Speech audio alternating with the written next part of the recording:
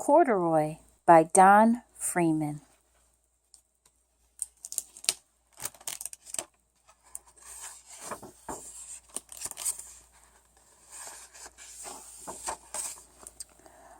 Corduroy is a bear who once lived in the toy department of a big store. Day after day, he waited with all the other animals and dolls for somebody to come along and take him home.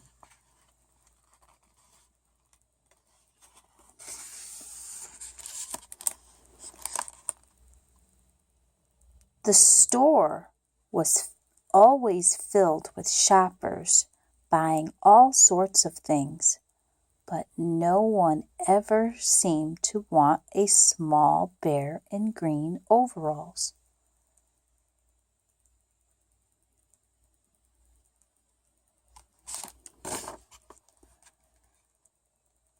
Then one morning a little girl stopped and looked straight into Corduroy's bright eyes. "Oh, Mommy," she said, "look, there's the very bear I've always wanted." "Not today, dear," her mother sighed. "I've spent too much already. Besides, he doesn't look new. He's lost the button to one of his shoulder straps."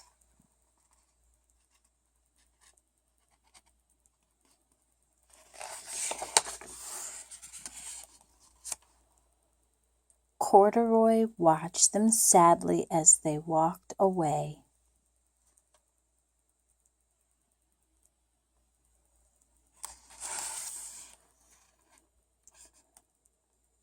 "I didn't know I've lost a button," he said to himself. "Tonight I'll go and see if I can find it."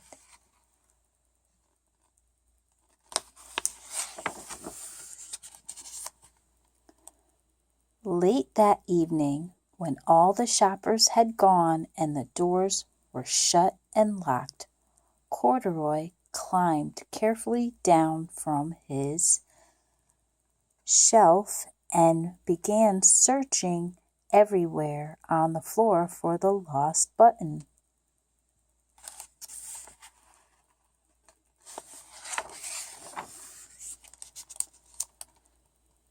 Suddenly, he felt the floor moving under him.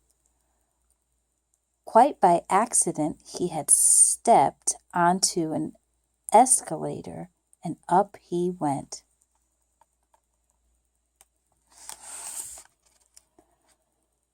Could this be a mountain, he wondered. I think I've always wanted to climb a mountain.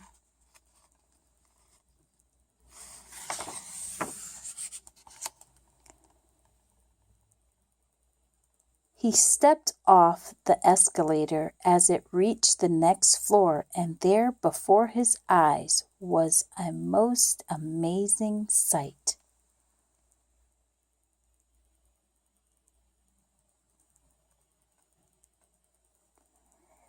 Tables and chairs and lamps and sofas and rows of beds.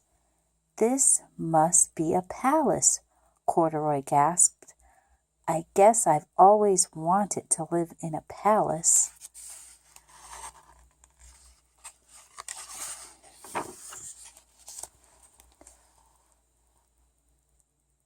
He wandered around, admiring the furniture. "This must be a bed," he said. "I've always wanted to sleep in a bed." And up he curled onto a large, thick mattress.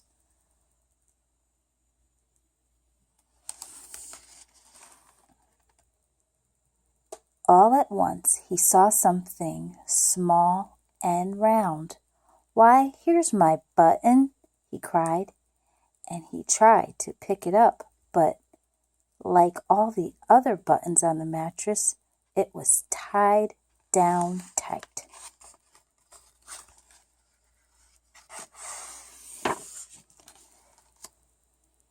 He yanked and pulled with both paws until pop! Off came the button, and off the mattress Corduroy toppled. Bang! Into a tall floor lamp. Over it fell with a crash.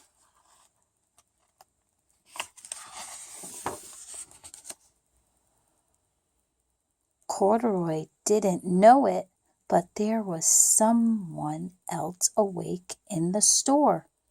The night watchman was going his rounds on the floor above. When he heard the crash, he came dashing down the escalator. "Now, who in the world did that?" he exclaimed. "Somebody must be hiding around here."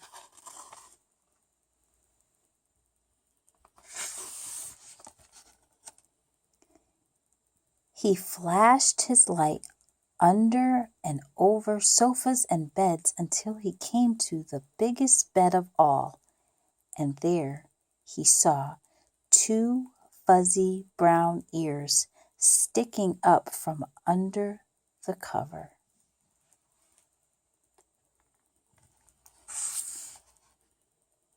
"Hello," he said. "How did you get upstairs?"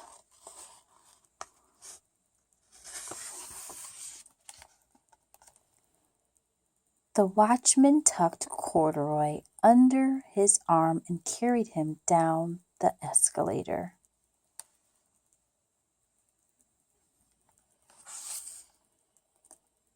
And set him on the shelf in the toy department with the other animals and dolls.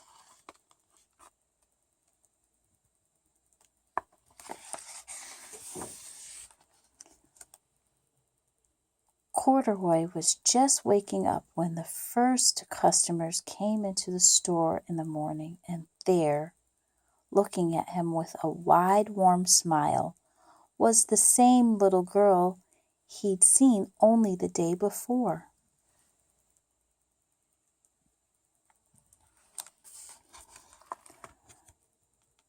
"I'm Lisa," she said, "and you're going to be my very own bear.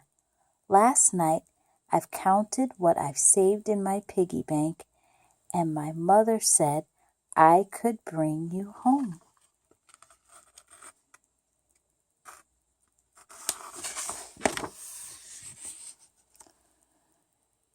"Shall I put him in a box for you?" the saleslady asked.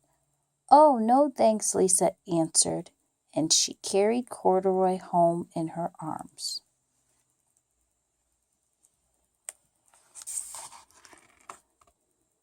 She ran all the way up 4 flights of stairs into her family's apartment and straight to her own room.